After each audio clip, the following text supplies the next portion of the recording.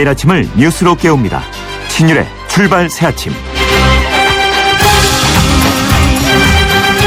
이제 수능이 끝났습니다. 수능이 끝났으니까 본 게임으로 접어들어야 할 텐데요. 그런데 정시든 수시든 우리나라 입시 너무나 복잡합니다. 각 대학마다 괴상한 이름 붙여서 자신만의 특별화된 전형이라고 주장은 하지만 어쨌든 학생과 학부모 입장에서는 어떤 선택을 해야 할지 정말 헷갈리고 고민됩니다. 입시 제도가 다양화된다고 학생들이나 학부모들 입시 부담이 줄어드는 것은 아닌데 이제 교육부가 좀 나서서 정리해줘야 하는 것 아닌가라는 생각이 듭니다.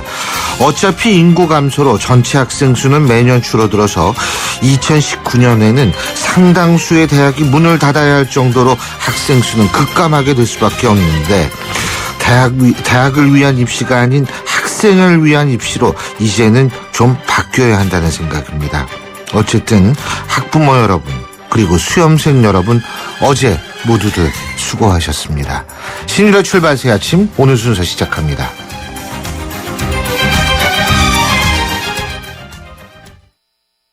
지휘자 금난세입니다. 베토벤이 후세에 위대한 음악을 남길 수 있었던 것은 악상이 떠오를 때마다 반드시 메모하는 습관 때문입니다. 최고의 음악을 위한 금난세 씨의 노력은 매일매일 양지 다이어리와 함께합니다. 나의 역사 속엔 언제나 양지 다이어리. 국민 단열재 팩트론이 따사로를 출시하여 이에 신고합니다. 따사로는 따뜻하고 시공이 간편합니다. 따사로는 난방비가 절감됩니다. 따사로는 단열재 전문 기업이 만든 국민 단열재입니다. 이상 발명 특허 신기술 국민 단열재 따사로입니다. 검색창에 따사론을 검색해보세요. 전국지사 대리점 모집 중 1600-6773.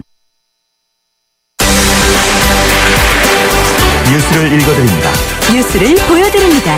뉴스를 들려드립니다. 최영일의 뉴스 매거진. 지금까지 들어온 뉴스 정리해보겠습니다. 최영일 시사평론가 나와 계십니다. 어서 오십시오. 안녕하세요. 자, 제가 앞서도 말씀을 드렸습니다만 수능 어제 끝났고요. 그렇죠. 사실은 수능 끝났을 때 내 작년 기억을 되살리면 그때가 피말려요. 왜냐하면 답을 맞히잖아요. 네. 그죠?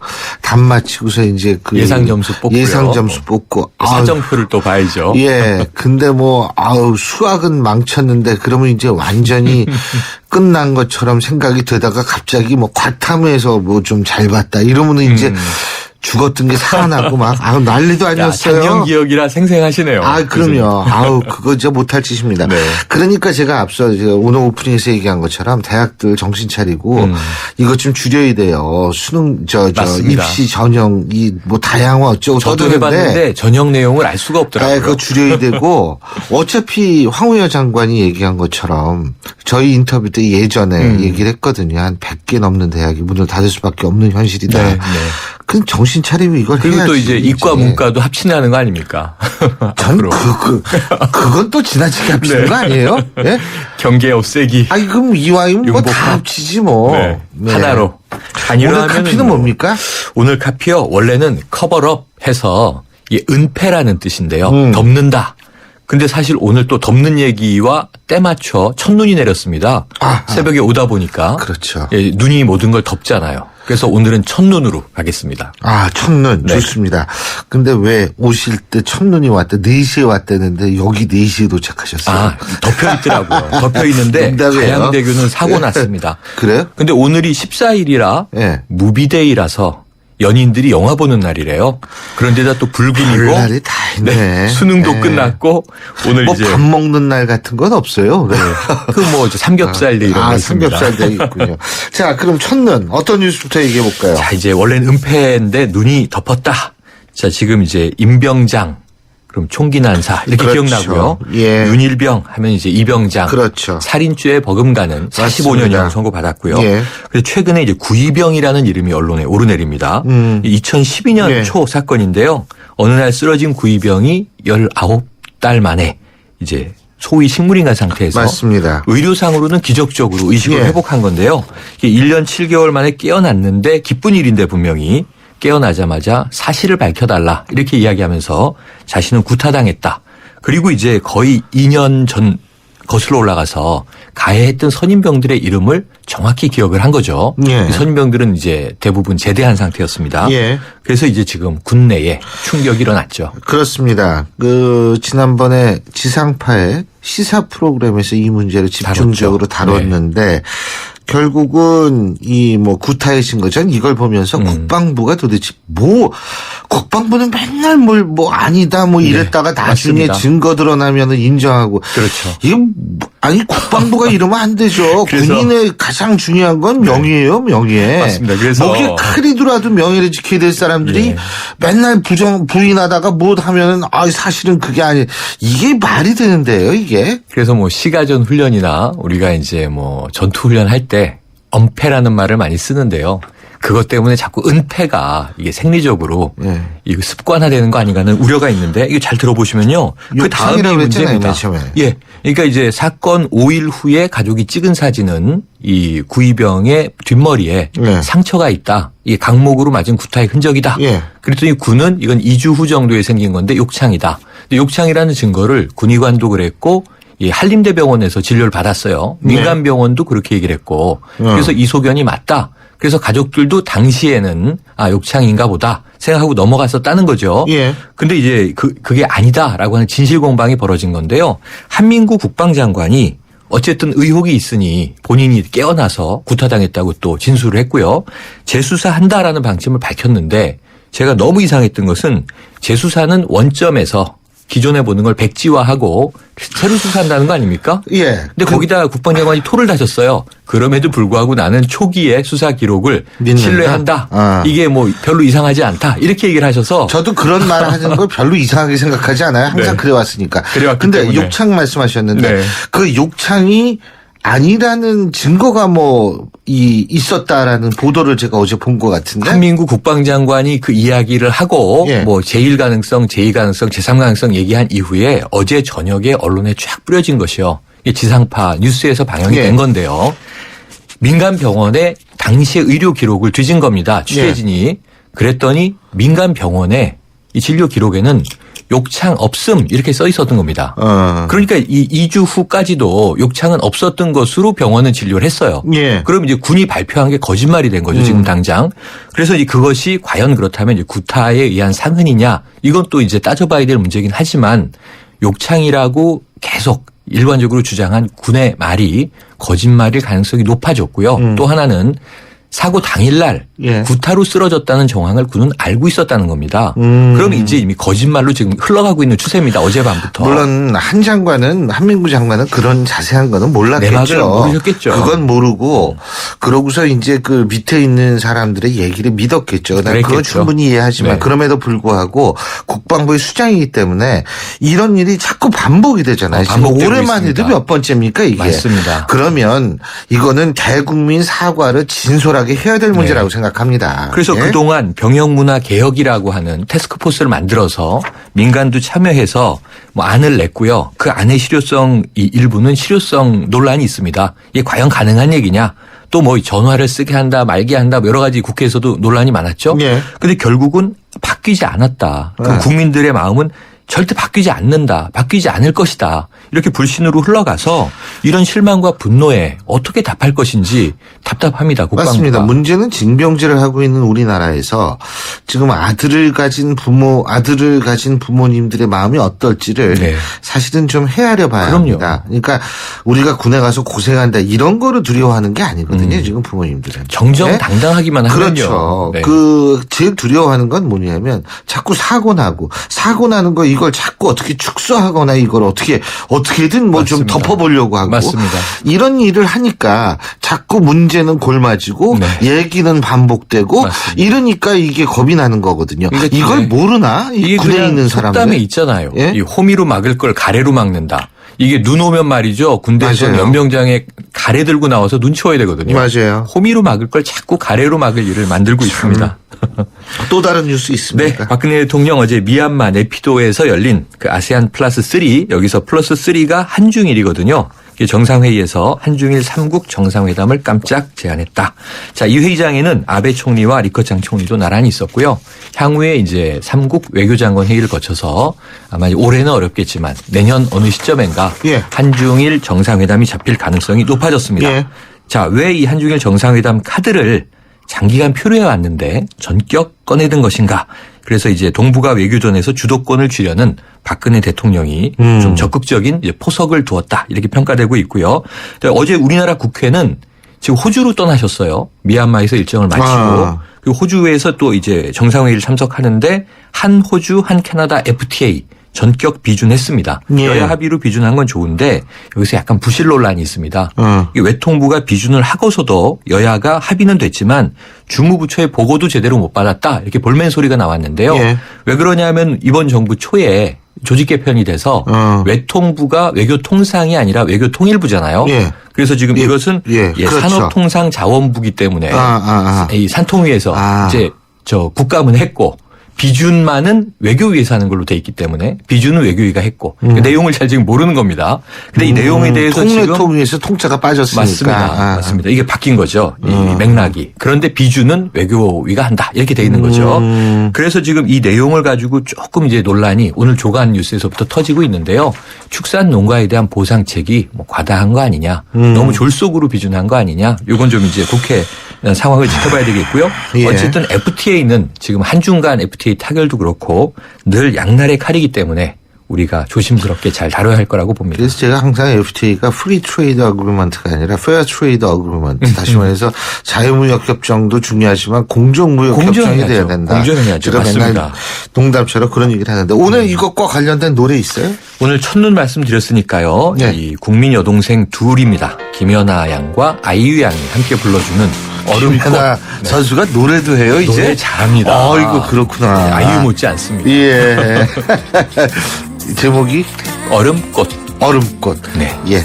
오늘 말씀 잘 들었습니다. 고맙습니다. 네, 고맙습니다. 예, 지금까지 최영희 시사평론가였습니다.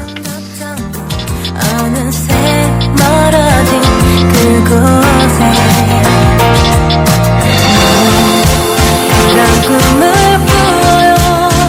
빛날 필요 없이 아름다운 나를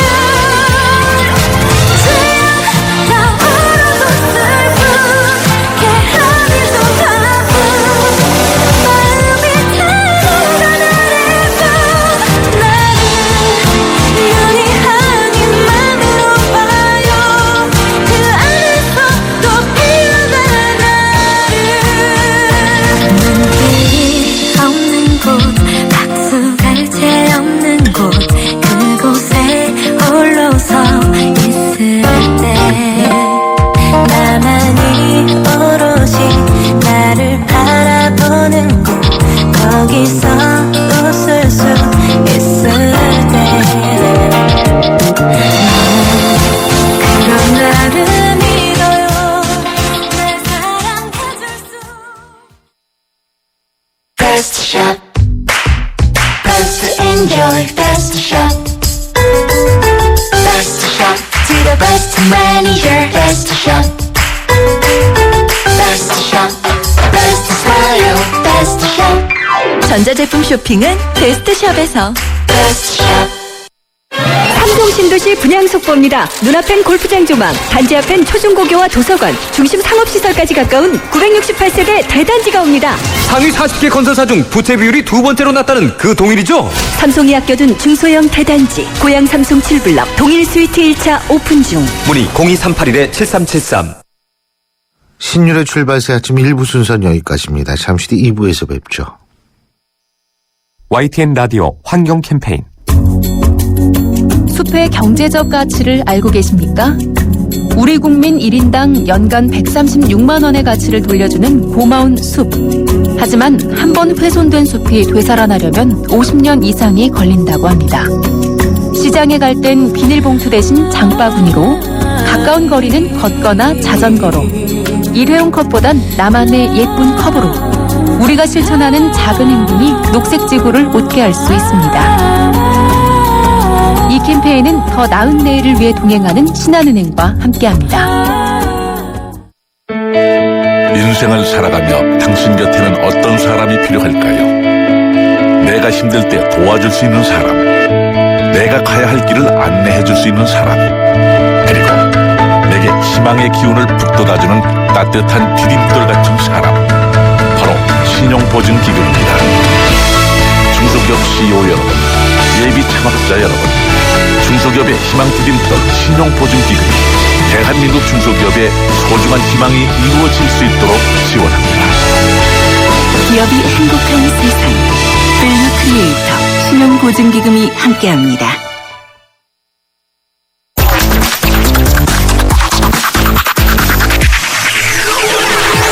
신유의 출발 새 아침. 신율의 출발새 아침 2부 광고 듣고 시작합니다. 100년의 편지 써보셨나요? 지금의 마음을 영상이나 음성 편지로 보내주시면 정해주신 미래의 날짜에 전해드리겠습니다. 10년이 걸리든 20년이 걸리든 꼭 전해드리겠습니다. 변치 않는 마음을 전하는 SK텔레콤 100년의 편지. 지금 티스토어에서 다운받으세요. 한국타이어가 전하는 겨울 소식. 겨울이 오기 전에 사람은 김장 준비, 동물은 겨울잠 잘 준비하는데 그럼 자동차는? 겨울용 타이어 미리 준비해야죠. 한국타이어 홈페이지에서 예약하시면 선물을 드립니다. 11월 15일까지 드라이빙 이모션 한국타이어. 여보 컨덴싱 보일러로 바꿨더니 가스비가 정말. 그래, 가스비만 줄어도 저렇게 좋아하던 때가 있었지. 국내 최초 전기까지 만들어주는 콘덴싱 전기발전 보일러. 콘덴싱 보일러 여기까지 왔다. 국가대표 보일러 평동나비엔. 포르덴트 접착크림 아시죠? 틀니를 붙여주는 접착크림이요. 이번에 무료로 샘플을 나눠준답니다. 080-901-4100으로 전화를 주십시오. 080-901-4100. 이제 폴리덴트로 자신있게 먹고 말하고 웃으세요. 폴리덴트 글락소스미스클라인 본제품은 의료기기입니다. 여러분은 지금 대한민국 유일의 보도 채널 YTN 뉴스 FM에서 보내드리는 신율의 출발 새 아침을 듣고 계십니다. 전당대회 준비가 공식 출범하면서 이 사정치민주연합의 당권 경쟁 더욱더 뜨거워지고 있습니다. 특히 여기서 주목받을 수밖에 없는 것, 전대룰. 즉 전당대회 룰인데요. 이 전대룰을 놓고 개파 간 주도권 다툼이 격합니다. 자세한 얘기 새정치민주연합 김성곤 전대준비위원장 연결해서 자세한 얘기 들어보겠습니다. 자, 김 의원님 안녕하세요. 네, 안녕하십니까. 반갑습니다. 예. 네. 저기 형님은 건강이 어떠세요? 미국에 있는 저 로버트 김 형님 말씀하시는 맞습니다. 네, 요즘 뭐 나이도 많으시고 또 그 옛날에 또 감옥에 오래 계시고 그래서 그 후유증 때문인지 좀 건강이 좀 안 좋습니다, 솔직히. 네, 그러시다고 네네. 지금 쓸쓸한 영웅이라는 그 이름하에 기사를 제가 좀 아까 봤거든요. 아, 그렇습니까? 하여튼 예. 관심 가주셔서 고맙습니다. 아닙니다. 네네. 아유, 우리나라를 위해서 참 큰일을 하셨는데. 아, 네. 우리가 진짜 이 로버트 김 네. 선생님한테도 보다 많은 관심을 가져야 하는데. 네네. 어쨌든 뭐 제가 좀 아무래도 동생분이니까 제가 제일 처음에 여쭤봤고요. 네네. 감사합니다. 예. 자, 김 위원장님. 네. 본격적으로 얘기를 좀 하겠습니다. 네. 첫 번째 회의 마치셨다 그러죠? 네, 그렇습니다. 어떤 얘기 수요일날. 나왔어요, 네. 거기서? 그날은 이제 뭐 처음 위원들이 모였기 때문에 뭐 서로 상견례도 하고 또 저희가 그 전당대 준비하는 그 과정에 그 분과가 여러 개 있습니다. 그래서 이제 그 분과별로 의원들을 이제 서로 분담을 하고 네. 그리고 주요 이제 그 일정 지금 잠정적으로 2월 8일 날로 날짜를 잡았습니다만은 그래서 이제 12월, 1월 뭐 그때까지 어떤 일을 하고 그다음에 그 주요 저희들이 다뤄야 될 여러 가지 그 아젠다 예, 뭐 그런 것들을 좀 쭉 정리를 했습니다. 시간표하고 이제 얘기할 주제를 정했다 이거네요. 그렇습니다. 결국 그죠? 네. 그런데 이제 제일 중요한 것이 전대룰인데 이 전대룰의 문제는 저는 크게 두 가지라고 봅니다. 네. 하나는 원트랙 경선이냐 투트랙 경선이냐 또 하나는 당권 대권 분리냐 뭐 분리하지 않느냐 이 부분인데 먼저 제가 여쭤볼 것이 원트랙이냐 투트랙이냐 하는 부분부터 여쭤보겠습니다. 원트랙이라는 거는 새누리당처럼 한번 그냥 출마자들한테 쫙 투표해가지고 득표 순서대로 제일 많이 받은 사람은 당대표 그 다음은 이제 최고위원 이런 식으로 되는 거고 투트랙은 지금 새정치민주연합이 투트랙이죠. 당대표 선거 따로 하고 최고위원 선거 따로 하고 이거죠 지금. 예. 그런데 지금 이거 이 얘기도 어떻게 나왔습니까 어제 회의 때? 뭐 이제 다뤄야 할 아젠다로 나왔습니다만은 뭐 이번 전대에서 뭐 어떤 식으로 하겠다까지는 얘기가 진전이 안 됐고요. 그나마 이제 다음 주부터 얘기가 나오기 시작할 겁니다. 그렇군요. 그런데 지금 사실 친노계는 뭐 투트랙 기존의 걸 살리어서 계속 가자는 입장이고 비노계는 원트랙인 것 같아요. 예? 뭐 대체로 그렇게 지금 뭐 갈리고 있다고도 얘기하죠. 근데 이거 어떻게 정리를 해요, 이거? 근데 사실 저희도 작년 5.4 전대 전까지는 그 새누리당하고 똑같이 원트랙으로 했었습니다.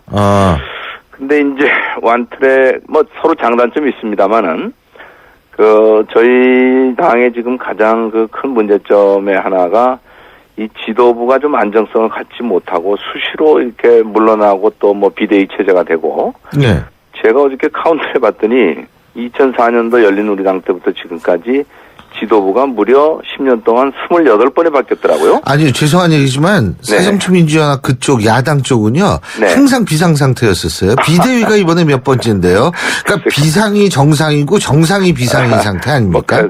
뭐 죄송합니다만 아닙니다. 아유 제가 너무 표현을 장난하게 했나? 안정성을 갖지 못한 게 우리 당이 굉장히 지금 취약점이다 해서 작년 그러니까 재작년 이제 대선 패배 이후에 당의 그 혁신위원회라는 것이 만들어졌습니다. 그래서 그 혁신위원회에서 여러 가지 우리 당 그 지도부의 문제점을 어떻게 개선할 것인가 논의 끝에 저희가 여론조사를 했더니 한 57% 정도가 이제 우리 당은 좀 단일성 집단지도 체제로 가는 것이 좋겠다. 다시 말해서 투트랙으로 가는 것이 좋겠다. 그런 의견들이 많이 나오고 또 외부 전문가들도 그렇게 권고를 해서 저희가 작년 5.4 전대 이후로는 그 현대 지금 당헌대로 당대표 따로 뽑고 최고위원 따로 뽑고 이런 식으로 지금 해오고 있죠. 근데 어쨌든 뭐 둘 다 장단점이 있는 건 사실입니다. 또 하나의 이제 이 룰을 놓고서 얘기가 되는 게 당권 대권 분리론인데 예를 들면은 박지원 의원 같은 경우에는 당권 대권 분리론을 주장하고요.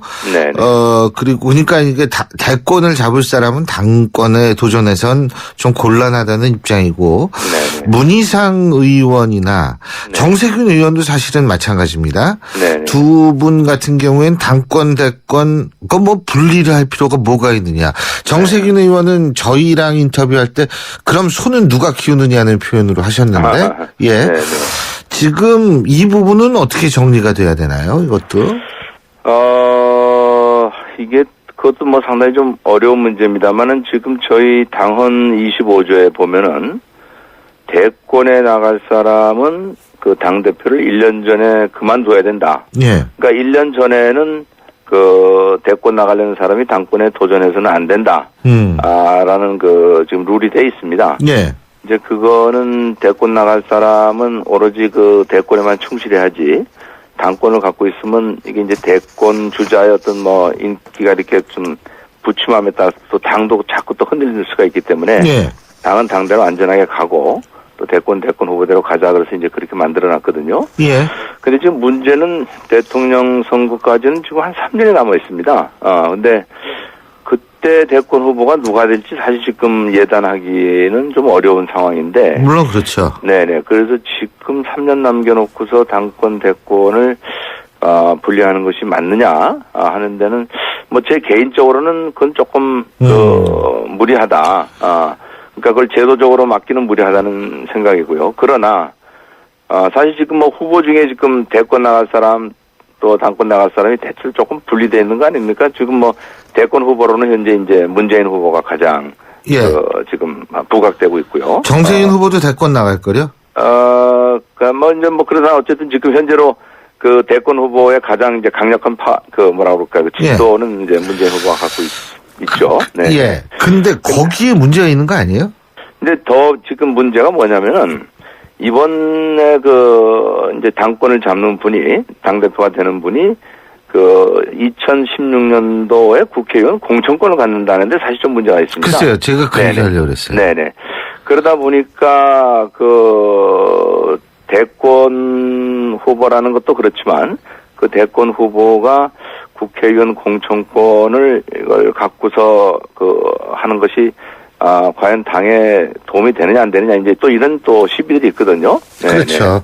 그런데다가 우리 이제 안철수 이제 우리 의원 경우에 사실 강력한 대권 후보였었는데 지난번에 당대표를 맡으면서 그 당 안팎에서 여러 가지 상처를 입지 않았습니까? 그래서 문재인보다 한때는 훨씬 문재인 의원보다 높았었는데 지금 지지도가 많이 떨어졌죠, 그분이. 지금 네. 굉장히 떨어졌죠. 네. 그래서 이제 그런 경우를 이제 예를 들면서 문재인 후보도 만약 이제 당대표가 되면은 앞으로 당대표 하면서 여러 가지 당 안팎에서 상처를 많이 입게 되고 우리 당은 그래도 소중한 자산인데 그렇게 갖고 대권에도 자격마저 나중에 없어지면 어떻게 하느냐 이런 또 걱정하시는 분이 소위 친노파 안에서도 또 그렇게 얘기하시는 분들이 계시더라고요. 예. 그런데 또 거기에 대해서 또 반론은 구더기 무서워서 장 못 담그냐 하여튼 돌파를 해야지. 그래서 당대표로서 잘 하면은 대권에 나가는 거고 못하면은 대권도 못하는 것이고 그러는 것이지 그거 무서워서 뭘 못하느냐 또 이렇게 또 반론을 제기하시는 분들도 있습니다. 그래서 예. 어쨌든 그거는 지금 이제 친노 내지는 이제 문재인 의원께서 어떤 것이 과연 당을 위하고 또 본인을 위한 것인지는 여러 가지 심사숙고해갖고 이제 결단을 해야지 이거를 저희가 당원 당규를 바꿔서 미리 못 나온다 이렇게 얘기하기는 좀 어려울 것 같습니다. 근데요, 사실은 안철수 의원하고 문재인 의원의 차이가 뭐냐면 안철수 의원은 사실은 혈혈단신이나 마찬가지로 혼자 있었던 거고 그러니까 모든 상처를 혼자 받을 수밖에 없었던 거고 문재인 의원은 친노라는 사실은 최대 계파의 수장 본인은 아니라고 박박 우기지만 전 수장이라고 보이거든요. 근데 어쨌든 본인은 그런 입장 친노 계파라는 최대 계파의 수장이기 때문에 무슨 일이 있어도 상처를 받는 거는 덜할 것 같고 두 번째 거기서 파생되는 문제가 뭐냐면 단순히 공천에서 끝나는 것이 아니고요. 이번에 잡는 사람은 공천에서 끝나는 게 아니라 대선 후보 경선 룰에도 영향을 미칠 수가 있다라는데 저는 주목을 하고 있거든요. 그러니까 마치 2012년 대선 후보 경선 때 모바일 투표 덕분에 문재인 의원 당시 후보가 대선 후보가 될 수 있었다라는 주장을 비노들이 많이 하지 않습니까? 실제로 저는 그 얘기가 그렇게 크게 어긋난 얘기는 아니다. 그럴 수도 있다라는 생각도 드는데 문제는 말이에요. 그런 식의 어떤 룰에 있어서의 공정성 문제가 제기될 수 있지 않습니까? 대선 후보 경선. 그렇겠죠. 그러니까 그거를 미리 사실은 준비한다는 차원에선 대선 대권도 나름대로 의미가 있는 것 아닌가. 왜? 안에서의 정통성이 있어야지 바깥에도 정통성 받을 수 있는 거 아닌가요? 네네네. 예. 그러나 이제 이번 당권 룰도 그렇고 대권 룰도 그거는 특정 계파에서 만드는 것이 아니고 항상 그때마다 이제 전당대 준비위원회 내지는 또 경선 룰을 만드는 팀들이 각 계파별로 이렇게 안배가 되기 때문에 저는 그것까지 그렇게 염려할 문제는 아니라고 생각합니다. 근데 물론 당권을 잡으면 대권 잡는데 더 유리할 수도 있지만 그런 어쨌든 반대로 될 가능성도 또 꽤 있는 거거든요. 그래서 그 유불리는 그때 가서 판단해야지 지금 예단하기는 조금 어렵지 않나 그런 생각이 듭니다. 그리고 문희상 비대위원장이 정세균 의원하고 문재인 의원하고 몇몇 불러다가 이 비대위 그만두라고 그랬다며요. 이 당권 나갈 사람들은 이거 계속 있으면 곤란하다. 그런 얘기를 했다는 제가 보도는 봤습니다만은 지금 이제 전대 준비가 시작이 되면서 보니까 우리 당에서 지금 당권에 도전하실 분들이 최고위원까지 포함해서 거의 한 20명 된다고 그래요. 그러다 보니까 특히 이제 당대표를 준비하고 있는 분들의 입장에서는 현재 비대위원들은 매일 텔레비에 나오지 않습니까? 자기 할 말 다 하고. 그런데다가 또 이제 앞으로 전대 룰을 만드는 과정에 있어서 이게 또 최고위원들 그 비대위원들의 또 그 동의를 받아야 되는 또 그런 것들이 있어요. 예. 그러다 보니까 룰을 만드는데 이 사람들이 또 영향을 미치는 것이 아니냐. 그래서 선수가 룰을 만드는데 그 영향 미치는 것이 그것은 옳지 않다 하면서 이제 그 당대표를 준비하는 그 비대위원 아니신 분들이 공정성에 문제가 있다고 자꾸 제기를 하는 거죠. 뭐 그런 제기는 충분히 할 수 있다고 저는 생각합니다. 그렇군요. 네네. 자, 마지막으로 한 가지만 더 여쭙겠습니다. 네네. 중도 성향 의원들 같은 경우에는 새정치민주연합의 스펙트럼을 보다 오른쪽으로 가기 위해서 네. 좀 중도 보수 세력도 흡수해야 한다라고 주장을 하는데 동의하시죠? 근데 이게 몸이 잘 안 움직이는 모양이에요. 네. 근데 이미 지난 대선 때 우리가 너무 이제 좌클릭했다는 그 비판이 있어서 예.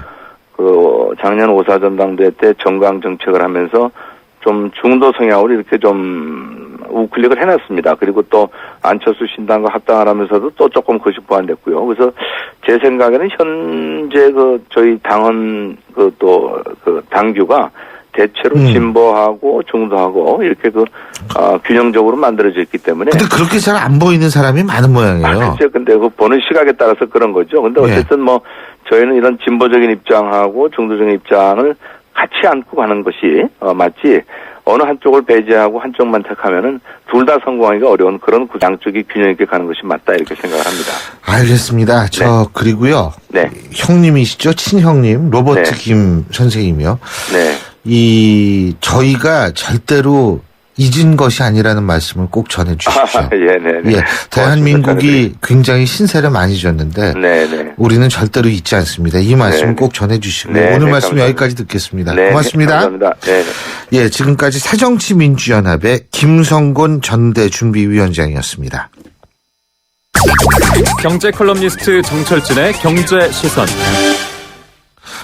예, 경제 뉴스 알아보겠습니다. 정철진 경제 컬럼니스트 연결합니다. 안녕하십니까? 네, 안녕하십니까. 예. 네.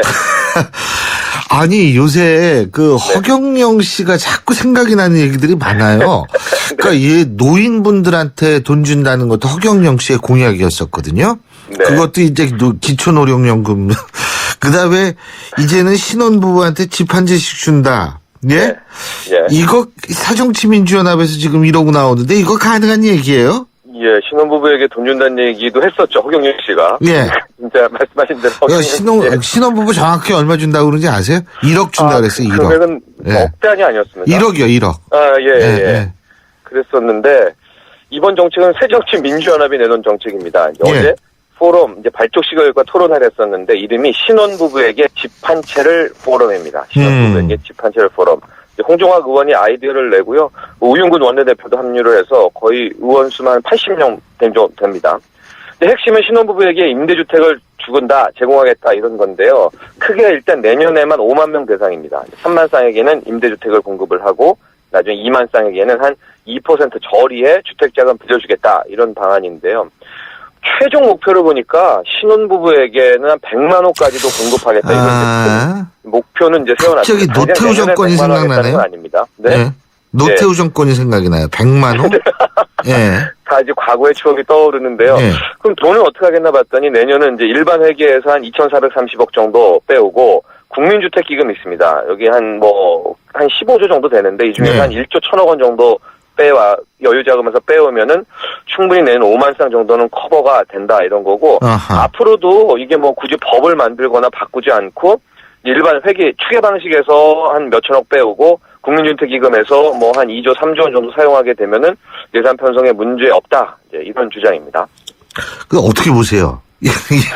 이거 좀 황당하기도 하고 그럴듯해 보이기도 하고 좀 헷갈려요 이거.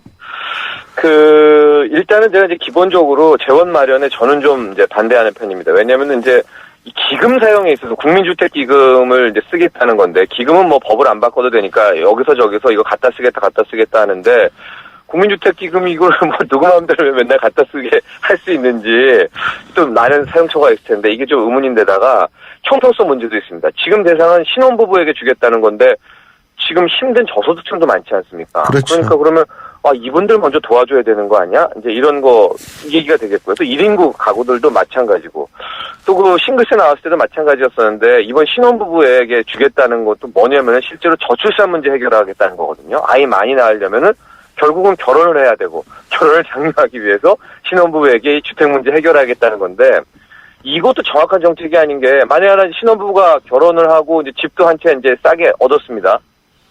애 안 나면 어떡합니까? 내초 차이죠. 그동안 그 임대주택 저거 한 것도 비용 물리고. 그게 참 좀 한심한 발상이에요, 진짜. 저도 그렇죠. 동의합니다. 신혼부부가 애 낳으라는 건 뭐 강요할 수도 없는 일인데 말이죠. 근데 네. 예, 홍종학 의원이 경제학과 교수 출신이시거든요, 이분이. 네, 그렇기 때문에 예. 네. 좀 나름대로 생각을 또 이 원대하게 하신 것 아닌가라는 생각도 들지만 제가 생각이 짧아서 그런지 저는 이거 걱정 많이 되는 정책이에요, 이거.